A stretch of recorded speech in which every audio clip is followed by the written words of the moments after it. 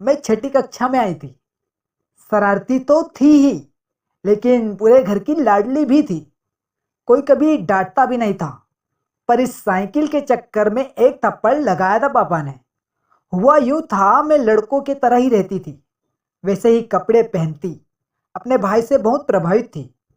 बोलती भी खाऊंगा पीऊंगा करके।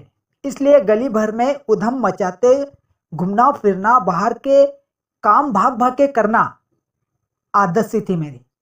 उन दिनों मध्यम वर्गीय परिवार में यूं ही झट से साइकिल नहीं दिलवाया करते थे। किस्सा यूं हुआ कि पीछे की गली में एक लड़का रहता था, अशोक। थोड़ा बड़ा था मुझसे और मैं इतनी मस्त थी कि मुझे पता ही नहीं था कि कैसा परिवार है, लड़का क्या करता है, कैसे नेचर का है। मुझको दिखी उसकी लाल साइकिल। मैं मुंह फट साफ सीधा कहने वाली, सीधा उसको बोला कि अशोक अपनी साइकिल देगा चलाने को। वो बोला कि हाँ ले जा। पर मुझे याद आया कि मुझे तो साइकिल चलाना ही नहीं आता। मैंने अशोक को कहा कि मुझे सिखा भी दे। एक दिन में ही साइकिल आ गई चलानी मुझे। मैं हर रोज अशोक के घर के बाहर खड़ी हो जाती कि एक बार साइकिल देगा क्या अशोक। वो बेचारा दे भी देता।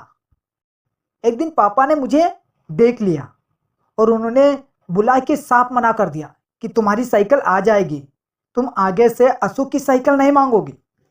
हाँ तो बोल दिया पापा को, पर बालपन कहाँ कैसे माने।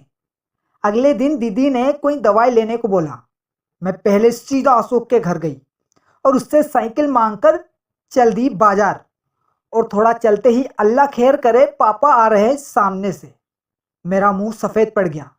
पापा ने स्कूटर रोका अपना और पूछा कहाँ जा रही हो। मैंने कहा दीदी की दवाई लेने। बोले पर्ची मुझे दो और चुपचाप पहले वापस घर जाकर अशोक की साइकिल उसको दो और तुम पहुंचो घर।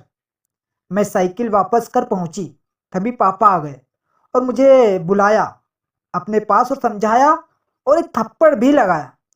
और कुछ ही दिनों बाद मेरी न्यू साइकिल भी आ गई।